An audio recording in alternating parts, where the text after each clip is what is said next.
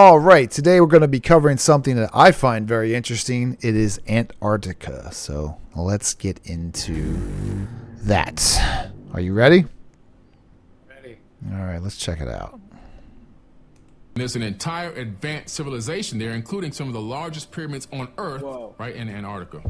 He said he flew into an area that opened up at Antarctica, and he went into an area where it was lush and tropical almost. Oh, we don't. We have a new enemy that can fly from I think this is the Sizzler in the beginning. pole to pole with extreme speed. And he says they come and go as they please because nobody can stop them. Awaken. All right. There is a situation that began to happen during World War II where they discovered that the Nazis went down to Antarctica and built the base down there. I watch a lot of this woo-woo stuff, and there's always a German around. You can go back a couple hundred years, there's always a German around. You know, what's that right there? Yeah, now that you mention it out loud, well, what's the deal? They're really smart. They're really smart, and they focus on their very specific task immensely. That's what they do. New Schwabenland. They were like, wait a minute. Why in the world would they go to this desolate place? What's down there that they would want to go through the harsh weather and risk everything, risk even their lives to be down there and build a base? Now, there's an incredible story that was in Admiral Byrd's diary that was found by his kids. Admiral Byrd, I don't know if you've heard of him. Very interesting. That show, Ancient Aliens, I like a lot. They got to have a whole episode about Admiral Byrd. He basically went there as a United States. He took like battleships and a bunch of other vessels there. It's very interesting. Where he said he flew into an area that opened up at Antarctica, and he went into an area where it was lush and tropical almost. And as he got into this area, this is according to his own diary, people can look this up, something took over his plane, and these two UFO-type craft, circular craft, flying saucers came, and it took over his craft, and it guided him in to this area where they landed. And then they took him to meet somebody that he calls in his diary the Master. Pretty interesting story. And according to this account, the Nazis had gotten help to create these craft called the Hanabu. They had 4 versions of this craft, these circular disc craft, from these people down there. The guy, this Master, told him that they were wary of the nuclear bombs that had just, been utilized, dropped the nuke on Japan and so forth. It kind of, I'm into this topic a lot. And so it would make sense if something that was here for quite some time lived inside of the Earth, and then like the humans on top of the planet were blowing things up, right? Like imagine you had a house with, why can't I hear you? Hello? Oh, there you go. You're here. Anyway, okay. So imagine, you have this house, right? And it goes like 3 layers deep. Like, how houses go up. Imagine you had 3 basements deep. And you lived in this basement. You had all this like canned goods, and you could last like 300 years down there. Let's just go with me on this. And all of a sudden, you're like, your life's great, and then the surface is like blowing up, and you're like, what the hell's going on out here? And you're like, oh, you little monkeys learn how to blow things up. So that doesn't sound ridiculous. There's so many cave systems that have been around for like thousands of years. They're vast. They're deep. I don't know. I don't think it's that far-fetched. It's true. Like I can actually relate in a way. I was at the Speech House. My friend was playing Tecmo Bowl, the old Nintendo football game, with 2 friends actually. We're all in this beach house on vacation. He is thrilled. He scores a touchdown. He's jumping up and down. And as a joke, the whole house starts shaking, right? And all you can hear is, and you imagine, okay, it's not a nuclear explosion, people blowing things up, but similarly, and as a joke, I yell, as anyone might, hey, keep it down up there. Sure. So, how far-fetched would it be if someone's living underground and we hairless apes as we humans can be and act sometimes, start blowing things up? I'd be pretty upset too. Well, yeah, up there. Sure. And it's like, the Earth's been here a very long time. And if you put it in context with the dinosaurs, they're like, 150 million years ago. That's a really long time ago. We can barely get it together, our minds, around 5,000 years ago. That's just a fraction of time. And I've seen so many videos of places in China and like all over in Middle East and all that. There's a vast cave systems that are just, they don't even know how they built them. Sounds like there probably was something that is or was living in the ground, you know? I don't know. Like, is that far-fetched? It's incredibly thought-provoking too. And even when you think about the tunnels, people can build tunnels. I mean, there's the tunnels between, well, I'm thinking for nefarious reasons, but tunnels between North and South Korea, where the North Koreans were basically right around Seoul, South Korea at that point, as an attempt to invade the capital. South Koreans discovered them, blocked them off, of course. You have the tunnels, Gaza, Israel, that area, sure, the Middle East. I mean, there's just, people can build tunnels, and survive in them. Well, that whole region, you got Egypt, you have like Jordan, you have Turkey, you have Italy, you have Greece, you have Rome. Like that whole area was really, as far as like people, that was a very big hotspot. Even Sicily and of course the Germanic people were all up there and all. Unbelievable. But I do. Also, our moon is kind of weird because it doesn't rotate, and it seems like it just isn't supposed to be there. And then there's the whole dark side of the moon that we don't even see. So, like, if you are a civilization that pops in and out of like volcanoes and can do all kinds of stuff, you just go back behind the moon, and then go hang out back there. It might be true. It might be. Now I know where I need to go if I want to hide. Behind the moon? Dark side of the moon, man. Yeah. Worst part, imagine you could get there, you could go, but you could never come back. That would be horrifying. Oh, that would be rough. That would be horrible. I wouldn't necessarily care for that. Never come back. And they were wary of our experimentation with nuclear devices and wars because they're sharing this planet as well. Pretty interesting story. And so, all of a sudden, Admiral Byrd's going down there with a fleet. Not just a small fleet. He took over 3,000 people with him. This was a huge expedition. It was a military expedition. When he got down there, they had a situation where some of these flying objects were attacking some of their ships and actually destroyed some of them. Sent him back home packing with his tail between his legs. This is one of the top admirals, literally the top admiral in the world at the time for the United States military. He said that we have a new enemy that can fly from pole to pole with extreme speed. Why would he make a statement like that? And then all of a sudden, these Nazi, they are rumored to have these craft, which some of the designs have been found, called Hanabu. And these Hanabu craft had the capability of utilizing a couple different forms of propulsion. One was jets, so they can take off vertically. They had little jets that would thrust and take off vertically. But then from there, they can shoot off horizontally. Well, they were using a device that was spinning in the center of the craft. And what it appears to be is they began to copy technology from the ancient Indian invaders, because Hitler was sending his people all around the world to get knowledge on ancient technology. That's how they found these people in Antarctica. He even sent people to Tibet, Nazis to Tibet, to talk to the people in Tibet to find out about this ancient technology. He found out about Vimanas. And these people supposedly in Antarctica helped him develop a couple of them, where they use a ferrofluid vortex engine. A ferrofluid is a liquid metal like mercury. And in the ancient Indian invaders, if you take mercury and rotate it at a high rotation, a high RPM, and electrify it, you get something called anti-gravity. Okay. So he was utilizing. Billy Carson got all the answers, don't he? Man, and there's this part of me, a very strong part of me that almost doesn't believe it, and I don't mean any disrespect to them. Yeah. But I want to try it. Like, I want to get me some of that liquid metal there that they just described, and I want to see if I can spin it at a high enough rate to create what he's calling anti-gravity. That would be awesome. Sure. I believe I can fly. And I think there are real parts to the story where like the captain did go there. I think it is like kind of documented.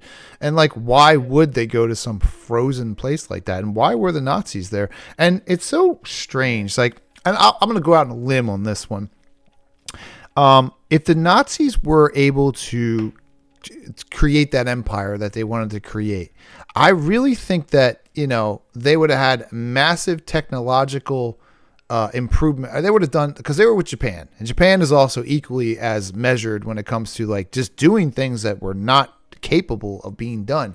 I don't even know how the Japanese and the Germans became buddies like that. I don't know. Like, it's an interesting alliance. Like, how does an island end up with Germany? And like a lot of people, it's real easy to say that Nazis and Nazi Germany was just the worst thing ever. But I know all about Genghis Khan. I know about the conquerors of our worlds. And I think since the Nazis are so current, it's so easy to hate them as the ultimate enemy. It's like, it's never ending. It's the Russians and it's the Nazis, right? I often wonder, if you pull out 200 years from now, how long will the ultimate monster be Nazis and Russians? But I say all this just because, like, I think the Germans were really doing some extremely innovative things, obviously, because the American government took a lot of the minds of that country and brought them over to America and built NASA with them. So like, you can like shit on them and say they're horrible, but like they also did so much, like help build like the highways. Like Hitler had that idea. It seems like they were sort of involved in something that was really pushing their intelligence and their technologies so much faster. And then they got a German guy, right, to come over here, and then they started making the atomic bomb and all that stuff. So like, I want to know what really happened during World War II. I don't think we'll ever know, you know? Yeah, I think some things are, for the thing about, they say people remember, I heard on a podcast recently, I wish I remembered which one, it was this weekend. People remember maybe like 2-3 generations, and then that history starts to fade away. I mean, no one's talking about, right, the First World War with the same intensity as we talk about the Second. Yeah. So at some point, I think people will, I hate to say it, forget, or at least not remember as clearly the horrors of the Axis powers during the Second World War. Yeah. But what's interesting is America definitely took some of the mines from Germany and had them come over here so the Soviets wouldn't get them, right? And there was that competition. So it's like, it's just, and then you think about the technology that was being developed, and kind of what scares me, I guess, for lack of a better word, is what if it wasn't the United States that developed it, it was another country. Say Germany succeeded, got the atom bomb before the U.S. So the Soviet Union succeeded without the U.S. So there's a gray area where, you know, America's like the great big hero, but, you know, we have gone around toppling governments. We do that a lot. We certainly, I don't know if we're the super good guy. I don't know. I just recently, I didn't know this either, that America bombed Tokyo to civilians and to regular people, and they firebombed them. And they killed 800,000 people, and those were regular civilians. And I'm like, how come I haven't heard of this one? You know, that one. They're all dirty. They're all in on it. And I think the highest level of governments have this own language and knowledge up at the very, very top. And it's like, they know what's really going on. But it's like, everything is clearances. Everything is security clearances and documentation. And it's so hard to get to the tippity top. And then, you know, I think Antarctica is like the antithesis of, like, to me, what is mysterious, because it's a frozen continent that has everything must be preserved beautifully. If that ice would melt, you would see everything perfectly. If there's pyramids, perfect. If you see the animals, perfect. Dinosaurs, perfect, because it's frozen. You know. You know, what's amazing is, like, I always, like, it's a joke. I think a lot of people have it. But if I became president of the United States, the first thing I would do is like go to the White House or National Archive. I'd call somebody up, whoever, and I want to know and see what's in Area 51. There's so many questions. So many questions. Like what's in these top secret files? What do we know that no one is saying outright or publicly? What do they know? You know, well, the UFO topic. The door to a lot of. It's really just in the past 5 years has just become massive. It's everywhere. It's most of like the stuff I enjoy watching is about like metaphysics and religion and theology. And it's like, I do think that there's something going on. I do think that there's extraterrestrials, and I do think that there's something happening, right? Yeah. It has something to do with time. It has something to do with sound. It has something to do with all of these kind of things. And I think they've existed here long before us. And we're like, even in mathematics, right? As mathematics is advancing, it's becoming more woo-woo. It's becoming more science. It is, right? Quantum mechanics is absolutely approaching metaphysics. You know what I mean? And this was the stuff that the smartest minds were getting in touch with. The Akashic records, which is this data that's in the ether that people pull from. And another thing, how come after World War II, why was there so much innovation?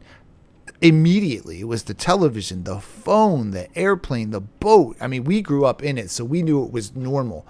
But you're right. It's an awful lot of innovation like that just came after World War II. And to your point, do you feel like, I don't know, I kind of feel like this. I'm not saying it's a fact. It's hard to, what little I understand of quantum physics, let's say. Do you feel like you have these ancient teachings and ideas, and they say certain things, and you just like, it sounds just out there. Yes. Wow. But it kind of makes sense at some level for some people. Others will just be like, no, that's all woo-woo. Mm-hmm. And as they dig more into quantum physics, again, I don't know much, but it's almost like they're discovering what the ancients have already known. Like, yes. Right? Yes. Like, or had a feeling for, and now they're showing it with empirically. Like, hey, look, if you have this particle and it does this, and you zoom in far enough, you can't really pinpoint its exact location. It's like an energy field, and then you can manipulate it. And then you're like, this is just. Well, everything isn't. Crazy, right? Everything isn't until it is, right? So if you're proposing new ideas and new things, like I don't know if you saw Elon Musk, he's got them new robots. Have you seen them? Like he just he just showed them. They're recently at the event, and they can do all kinds of things, right? They so do all kinds of stuff, right? I do believe that this planet was rocked, and they talk about it in the flood. The flood is like the Epic of Gilgamesh and Moses, and like there's all this reinterpretation of the flood. And I do think there was a civilization that was here that was doing everything. They were aerial, they were doing all kinds of things, and this planet, I think, intentionally got destroyed. Because you see it in like the Bible all the time, how it's like God was mad and he destroyed. Yeah, right. And it's just, I think whatever destruction, some of that stuff did exist. Especially if you go in the earth, your survival rate's much higher. And of course, if you're like extraterrestrial and you could do all this other stuff. I just think that the world got rocked and we have just recently got out of the hunter-gatherer phase once again.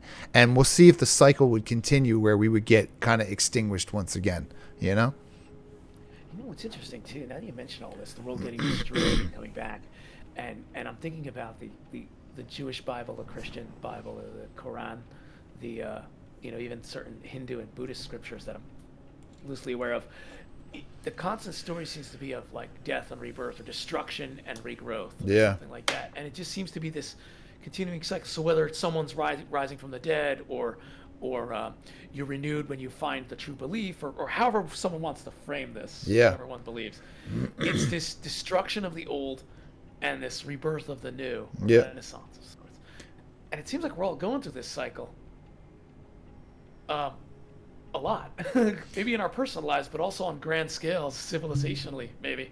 Yeah. So this, I don't know, I'm just blown away. Like how it sounds so crazy to me in a way. Yet I really want to see this. Here's the deal, right? If you're curious like me, if you're a thinker, because I sometimes I look back at my journals and like 3 years ago I'm learning about Quetzalcoatl and I'm learning about like all of this super like this knowledge, this old knowledge in these old books, the Enuma Elish, the Emerald Tablets and all that, and it's just like I just if you lift your head up from your daily grind and you are actually present and mindful that you're alive, you realize just how wild this world is, that you're on a rock in outer space and we float around a burning ball of fire. And there's, for some reason, we always mimic about the person that would be like, well, that's just a waste of time. But like, we all just have to forget it because it's too massive. We will all have existential crisis. We will all lose our minds. Like,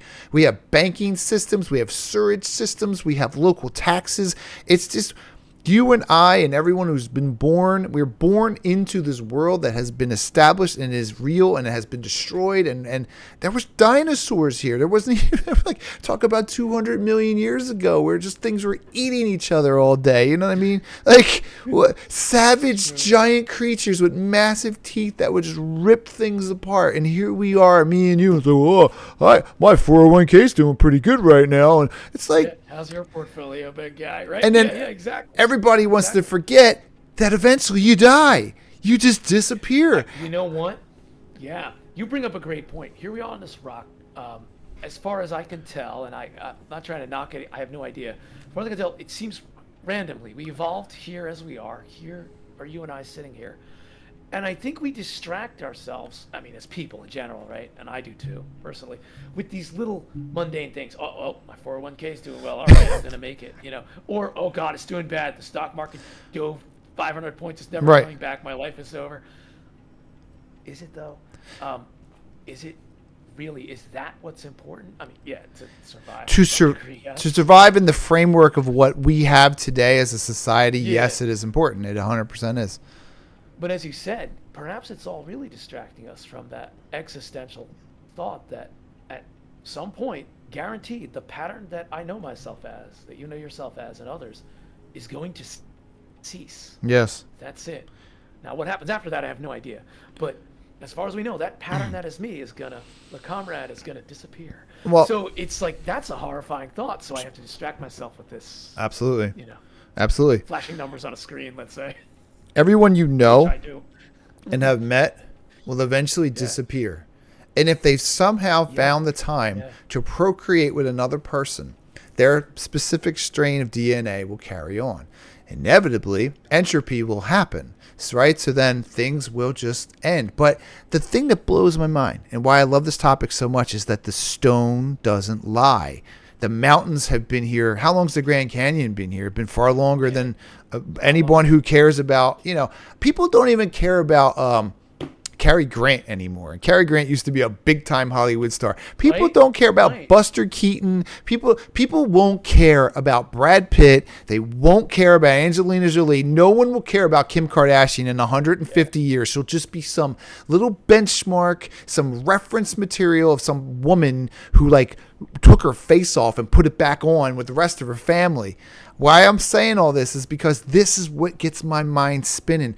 The earth doesn't lie. Antarctica is a frozen continent that has empirical, awesome data on it. And people are like, oh my God, the solar caps are melting. I'm like, good. What's under it? I want to know. It's amazing because the earth isn't lying. Like if the mountains and the trees could talk. Trees are so old. Wait. Just unbelievable. You just reminded me of something. I have to ask you this. Okay. You ready? So maybe you'll get it because of what we've been talking about. What is more rare? Wood or diamonds? What is more rare? Wood or diamonds? I'll give you a hint. Expand your mind out further. Don't just think of Earth. What is more rare? I'm going to say wood. Wood. Yes. Because diamonds are basically compressed carbon and heat. Yes. So, yeah, I would say wood because carbon's everywhere. So think about it. So if that's true, right, then the trees we have, because trees are alive, trees have roots, they communicate, right? They're smart. And they talk to the mushrooms. And the mushrooms are one of the first intelligent things on the planet, right? In our solar system, there's no other wood anywhere except here. There's no trees. There's no grass. There's no grass. But maybe there's grass. I don't think Mars has grass. It's got water, but it doesn't have grass. So no grass, though, at least not like our grass. The things we have in abundance that people don't care about are actually the most rare. And the things we covet, like gold and diamonds, if you go across the universe, there's they say there's planets that are just made out of diamonds because it's just it's an element. It's just an element. Yeah. Heat and pressure and an element. You're right. And then, I really like that you said that because it does put things into a greater perspective than the one we normally keep.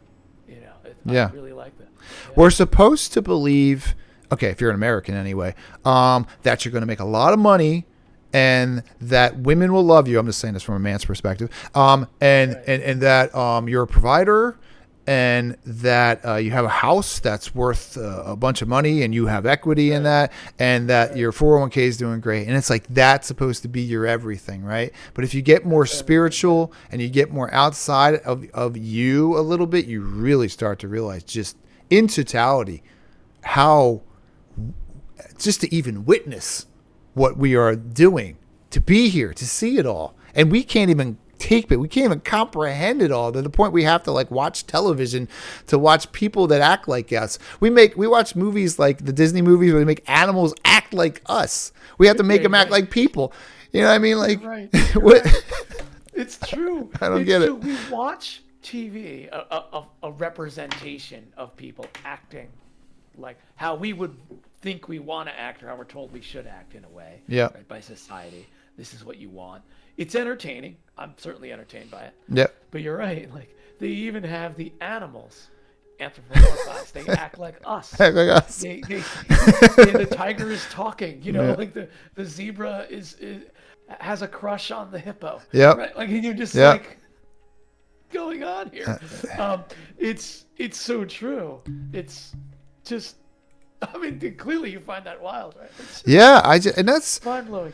It's become a big problem of mine. It's just like I'm extremely aware now of a lot of things, but I got to walk around the world and be like, how was your weekend? I'm like, it was great. And it's like, I know I'm on like I know that I've gotten, I don't want to say weirder, but the more you know, the more you learn, the closer you can get to being kind of crazy. And anyone who ever finds something that is the next step is usually punished, kind of like Newton and all them other scientists, and the church will just, they'll crush you. They'll crush you. Quite literally heretics like Galileo. Yes. Like the sun is the center of the... Oh my God. You're kidding me, buddy. Yeah, you're going into the rack until you recant. You know, like it's... Or they'll do something drastic to you, like burn you, or like kill your family, or your whole community will just get rid of you. It's like it's built to not learn. It's built, you got to learn whatever they think the curriculum in school is. They're like, well, this is knowledge. And you're like, oh, come on. Like, they don't even do cursive anymore. People don't even know how to spell because they have autocorrect. That's great. Because before, when I was young, you have to memorize every word you spell. That's crazy. You had to remember how to spell each word. Memorize English, them. Which is not exactly the most intuitive spelling. Well, let's be honest. English language. Yeah. And it's... Yeah, like you're absolutely right. Yeah. And I was about to ask you too if you felt perhaps like that people can't relate to what you're saying. I mean, I certainly can. Do you feel like as you get more spiritual, or as you get more knowing or more aware, even more aware of yourself, that you feel a little crazier? Then you almost have to bring yourself to other levels. Yes. You have to operate in different levels, I guess. Yes. Right? And most of my life I've felt that way. And it's the reason I had the whole idea to even do this show that nobody really watches or cares about. But to answer your question, I don't, because I have you to talk to. Oh, there we go. Right. So like I have you now. So without you, it's much harder. Yeah, I feel the same about you too. Like I don't have to change my level when I'm talking to you. I can talk to you at any level I want. Yeah. Because you're gonna get it. And even if one of us doesn't get the other, we have a mutual understanding that we're both curious and we're both exactly. I think some people just don't have that. Yeah. Yet. Yeah. Hopefully they get it. And so I feel like I have to change. It's like what some people call code switch. I guess. Yeah, I know about code switch. I'm probably not using it right, but the code switching. Yeah. I know exactly what you mean. Sure. Something like that, you're changing your dialect and the way you operate. Mm-hmm. Yeah. Yeah, exactly. Something like that. I feel like I have to. It's like adapting to my audience in a way, and we all do it, but sometimes I feel a little like I can't really be totally myself around that person. Yeah. Well, again, I think it's because the constraints of the world we live in, because time is money, and if I'm wasting time on you, the only time you'll kind of get it is when you can get rid of it. I don't know the word. I'm like exposed. You can. It's trash, which is basically the bar. The bar scene is where you can do it. The drinking scene is where you can talk like that, but it's just like, oh, they're just drunk and they're being weird, and that's like true. They just had a little too much, and they're just suddenly getting out there, man. Yeah. You know. Yeah. It's like, oh, he's weird. His uncle was weird too, and maybe people are weird, and there is mental illness, and people do snap, and I feel like I'm learning exponentially, but I also so I believe. It's maybe we'll do a segment on it. I find it interesting. It's as above, so below. So I love that. Yeah. The universe and the world is inside of us. You know, our bodies are masterpieces. The way we're designed, we're animals too. Everybody, and if you want to find all of it, it's inside of you, and it's inside of you when it's quiet, when you have your peace, when you clear your mind. And I believe that. I think that the universe is not up. Like, it's there. We get it's there, but it's in us. There's it's stuff out there too. But and you know, because you felt it, right? That moment where you do experience like everything all at once and nothing at all. I guess it's amazing. It's that moment of true peace. It might only be for a moment, but at least in my case. Yeah. But it's there. Yeah. Right. It's within too. Yeah. There's a whole universe in there.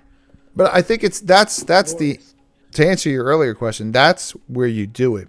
You learn how to experience it, absorb it, and make it your own, and just pass through it that way. Because if you start to just like, you ever see when people are like Jehovah's Witnesses, they want to convert people. When someone gets real into Jesus, they want everybody to love Jesus. And I think that's a good thing too. I think loving Jesus is a beautiful thing. But like when that's your whole purpose is to convert, it can go wrong. It can go wrong and people won't listen. I agree with. They won't listen because they don't want to change, because they don't want to. It's weird that it has to be natural to them. Yeah, I agree. That's where like I bristle at excessive evangelization or proselytism or things like that. Yeah. Just because you're right, it doesn't often go over well, and I always like to think it's like a sale. I have to feel like I bought the product, not that someone sold it to me if I'm a buyer. And if I feel like someone just sold it to me, that's man. And you know the feeling, right? You can just tell. Yeah. It's like this just something about this sale. It's just I don't really want the product or service. But then sometimes you really do want the product or service, and then you feel, I bought this. The salesman, I feel like it's the greatest salesman in the world, but I feel like I bought it, not that he sold it to me or she sold it to me. So luckily we do live in a country that has freedom of religion, and we weren't born into some sort of thing that was just dominant, which is very, very, it does happen in this world. It certainly does. It's happening right now. It is. You're right. Freedom of religion. I'll quote, I think it was Christopher Hitchens. His joke was the separation of church and state. Thomas Jefferson wrote a letter to the Baptists and Congregationalists of Danbury, Connecticut, saying there would be a wall of separation between church and state. So Hitchens' quote is, Mr. Jefferson, build up that wall. And build up that wall. Freedom of religion and conscience without the state imposing something on me. Yeah. Or you or anybody else is a beautiful thing. Well, I believe that is what's being prevented. You don't want the people to come together. You want the pharmaceutical company to tell you you're sick and this will make you better. You want the bank to tell you you're going to make this much interest on your money. And and then when they start putting race in there, everybody, you could find a way to not like somebody a million different ways. You can not like the way their feet look and be like, your toe looks different than my toe. You can say, oh, I'm tall, you're short. Don't like you short people. You could go with skin color, which is so obvious. You can go by noses and ears, and teeth. Yeah. And it's just like, right. We all could do it if we found the reason. Yeah, and it's very easy to get people to turn on each other. So easy. Fortunately, yeah. But like the us versus them thing. Yeah. There's another topic I thought about bringing up. It's called conflict theory. I don't know if you heard it. It's by it's that Marxist German guy from like the 1400s. It's where a lot of that Marxist stuff comes from. Yes. Conflict theory is just inevitably people will just have conflict. Yeah. I know who you mean. I just can't think of his name off the top of my head. But Karl Marx. Karl Marx, I think, is his name. Oh, right. The concept of Karl Marx is a fascinating character in a way. Yeah, he is. And guess what? And I'm not saying I agree with him on his prescription. He's German. But, he's German. But, he is German. He is That's German. True. But I think he's a lot more nuanced than we in the West are told. I think. I'm not saying his prescriptions work. Just that if you look at his philosophy, it is kind of interesting. He has a lot of praise for capitalism, for example. Yeah. A lot of people don't realize that. He actually praises it. Hey, capitalism might have its day too, where people think capitalism isn't the greatest thing going on the planet either. You know what I mean? Especially when you start to see this way like money's going and social score and all this other stuff. I don't know. I don't think capitalism's like the greatest thing ever made, but I don't know. What do I know? You're right. What do I know too? I have much to learn too. I get off on tangents with this because Antarctica is the one that fascinates me the most because again, it's the frozen continent. It's basically a perfect, because ice preserves everything beautifully, right? So like if you could just look at it and you could just see what's there, it would blow our minds. There'd be so many more new wonders of the world. They're like whatever the number of the wonders are. There'd be a lot more if we could get there and see it. Yeah, to go on a point that you said before, a person I know who's been to Antarctica says the first thing that strikes you is, other than maybe the cold, is the silence. Yeah, it's just total silence when you get off that, I guess, ship, however he got there. Yeah, and I could just, even that alone is probably amazing, and I'd like to see it. That'd be one place on the earth. The problem is it's so massive and it's so much the same that you better go on a boat or something, like a cruise, because you couldn't survive. It would just destroy you. Which, if there was some sort of civilization that has more capable than us, that's a perfect place to hide. It's the perfect place to hide, because who's coming? We weren't going there 100 years ago. We certainly weren't going there 300 years ago. Right. But some old maps have it on their maps way before other maps had them. Like old maps have Antarctica on there. So, Antarctica always gets me excited. I'm not gonna lie. This is great. All this from a huge block of ice on the southern pole of Earth. It's much more than that. Cool, there's land underneath that ice. That's right. There's land in them there ice. There is a continent. It's basically like Australia under ice. Like it's a big old thing. It's big. Yeah, it's big. True. It's big. And at one point in time, it was lush and green, and there was all kinds of life there. So crazy. Well, I guess that was fun. That was. We went there, and we went deep. I like that. I guess with that, we're gonna be out.